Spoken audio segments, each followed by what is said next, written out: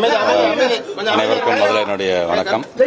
மாண்புமிகு தமிழ்நாட்டு முதலமைச்சர் அவர்களுடைய அறிவுறுத்தலின்படி இந்த பேச்சுவார்த்தை என்பது இன்று நேற்று அல்ல, ஏறத்தாழ ஆட்சி மாற்றம் ஏற்பட்டதிலிருந்து நம்முடைய பகுதி நேர ஆசிரியர்கள் தொடர்ந்து அவர்கள் வைக்கக்கூடிய இந்த வேண்டுகோள் என்பது இந்த 181 பற்றி அவங்க தொடர்ந்து வைத்தது நம்ம அனைவருக்குமே தெரிந்ததுதான்.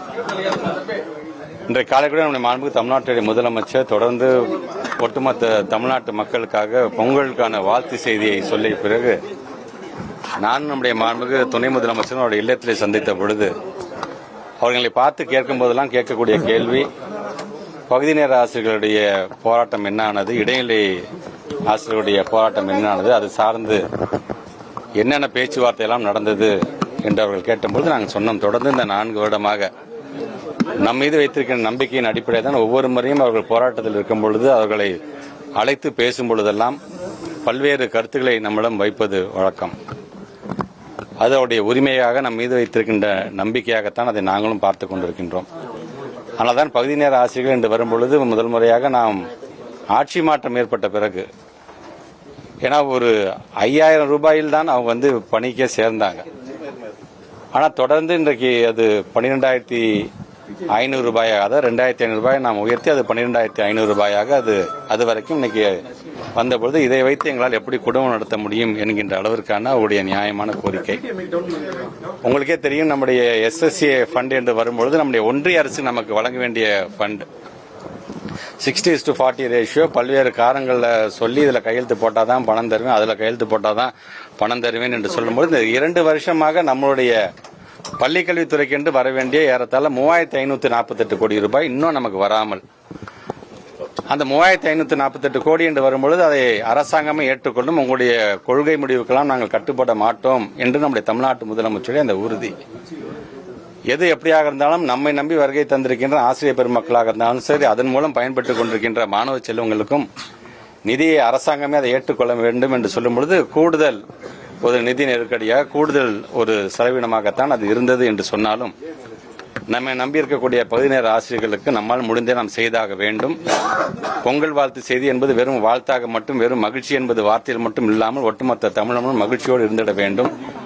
பொங்கல் தினத்தன்று இது போன்ற அவர்கள் ஆர்ப்பாட்டத்தில் போராட்டத்தில் ஈடுபடுவது என்பது உள்ளபடி எனக்கு ஒரு கனத்த இதயத்தை தருகிறது என்று தமிழ்நாட்டு முதலமைச்சர் சொல்லி அது சார்ந்து உடனடியாக ஒரு முடிவு எடுக்க வேண்டும் என்று சொன்னார்.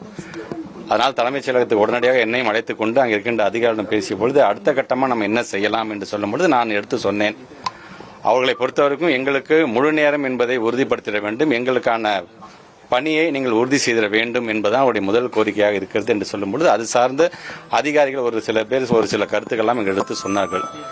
கண்டிப்பாக இத்தனை ஆண்டு காலம் பணியாற்றியவர்களோ அவர்களுடைய அனுபவம் வாய்ந்தவர்கள் ஏதோ ஒரு விதத்தில் நம்ம அவங்களை அப்சர்வ் பண்ணி தான் ஆக வேண்டும்.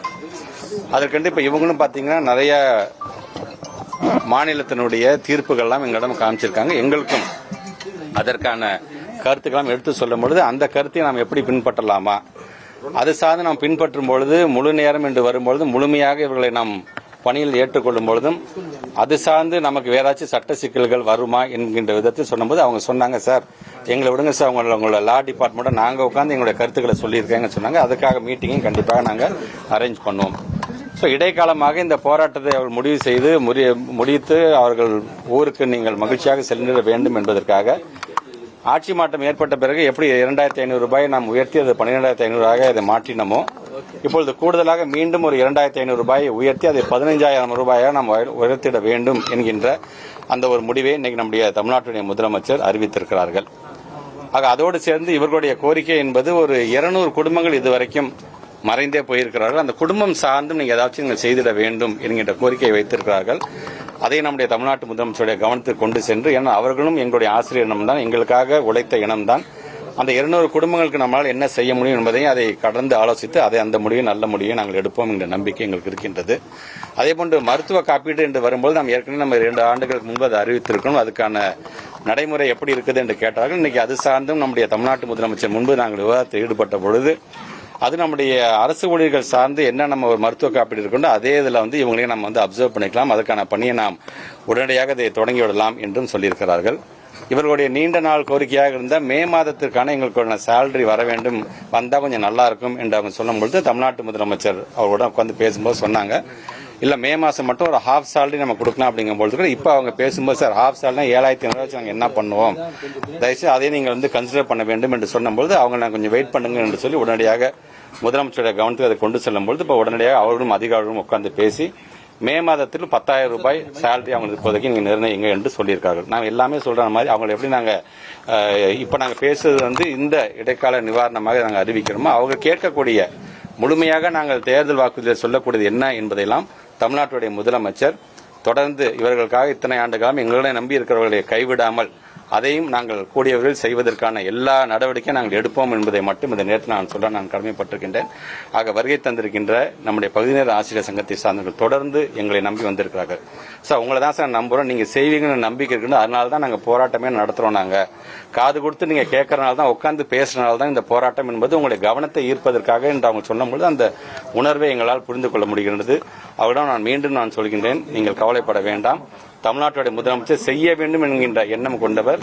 நமக்கான நிதி நெருக்கடியும் அவர்களே அறிந்திருக்கிறார்கள். ஆமா சார், எங்களுக்கே தெரியும், 2 வருஷமா நமக்கும் SSA ஃபண்ட் வரலன்னு தெரியுது. முழுமையாக இந்த அரசாங்கம் தான் அதை ஏற்றுக்கொள்வது என்று தெரியும். பட் இருந்தாலும் எங்களுக்கும் குடும்பம் இருக்கின்றது, எங்களுக்கும் வயிறு இருக்கிறது என்று அவர் சொல்வது உணர்வுபூர்வமான ஒரு வார்த்தையாகத்தான் அதை நாங்கள் பார்க்கின்றோம். கண்டிப்பாக இந்த பொங்கல் என்பது நீங்கள் ஒரு மகிழ்ச்சி பொங்கலாக நீங்கள் கொண்டாடுங்கள். வருகின்ற காலத்தில் அந்த மகிழ்ச்சி என்பது உறுதிப்படுத்த ஒரு மகிழ்ச்சியாக கண்டிப்பாக இருப்பதற்கு எல்லா விதத்திலும் இந்த அரசாங்கம் உங்களுக்கு துணை நிற்கும் என்பதை மட்டும் இந்த நேரத்தில் நான் எடுத்து சொல்லியிருக்கின்றேன். அதையும் நம்முடைய பத்திரிகை துறை, ஊடகத்துறை சார்ந்த நண்பர்கள் மூலமாக எப்படி அவர்களுடைய தொண்டர்களும் அவர்களுடைய ஆசிரியர் பெருமக்களும் சங்கத்துடைய நிர்வாகம் அவங்க எடுத்து சொல்லப் போகிறார்களோ, நானும் இன்றைக்கு உங்கள் மூலமாக போராட்ட களத்தில் இருக்க நீங்கள்லாம் சீக்கிரம் அதை முடித்துவிட்டு உங்கள் ஊருக்கு நீங்கள் செல்லுங்கள். உங்கள் அனைவருக்குமே ஒரு பொங்கல் வாழ்த்துக்களை தெரிவித்துக் கொள்கின்றோம். இந்த பொங்கல் வாழ்த்துக்கள் என்பது இதோடு நிறுத்தி விடாமல் தொடர்ந்து உங்களுக்கு செய்ய வேண்டியதை இந்த அரசாங்கம் செய்யும் என்ற உறுதியை மட்டும் இந்த நேரத்தில் 15,000 ஆக்குறோம். 12 வருஷமா மோர் தென் 12 வருஷமா மே மாசம் சேலரி, 15 வருஷமா மே மாசங்கிறது சேலரி எல்லாம் வந்தது. வருஷத்துக்கு 11 மாசம் தான் உங்களுக்கு சேலரியே. பட் இருந்தாலும் அதையும் கிடையாது, அந்த ஒரு மாசம் மட்டும் நாங்கள் எப்படி எங்களால் குடும்பத்தை நடத்த முடியும் என்று தொடர்ந்து ஒரு 3 ஆண்டுகளாகவே எங்கள்கிட்ட அவங்க வைத்த கோரிக்கை தான். ஸோ அதையும் இப்போ கன்சிடர் பண்றதுக்கு விதமாக அந்த மே மாதம் அவர்களுக்கு வந்து அன்னைக்கு என்னதான் அது லீவ் மாசமாக இருந்தது என்று சொன்னோம், அந்த மே மாசமும் அவர்களுக்கு குடும்பத்தை நடத்த வேண்டும் என்பதற்காக குறைந்தபட்சமாக ஒரு 10,000 ரூபாய் 75% நம்ம அதை வாங்குறோம். அது வந்து இப்போ அவங்க பேசுவாங்க. அதை சார்ந்து அவர் ஆட்சி மாற்றம் ஏற்பட்டதிலிருந்து பகுதி நேர ஆசிரியர்கள் சார்ந்து உங்களுக்கே தெரியும் நாங்கள் என்னென்னலாம் பண்ணிருக்கோம். வெரி ஃபர்ஸ்ட் டைம் ஒரு டிரான்ஸ்பர் கவுன்சிலிங் நம்ம கொண்டு வந்தது ரொம்ப மகிழ்ச்சி தெரிவித்து நன்றி தெரிவிச்சாங்க. 60 வயசு வரைக்கும் அவங்களுடைய வயதை நாங்கள் வந்து உயர்த்தி கொடுத்தது. ஃபர்ஸ்ட் டைம் நம்ம வந்து ஒரு 2,500 ரூபாய் உடனடியாக.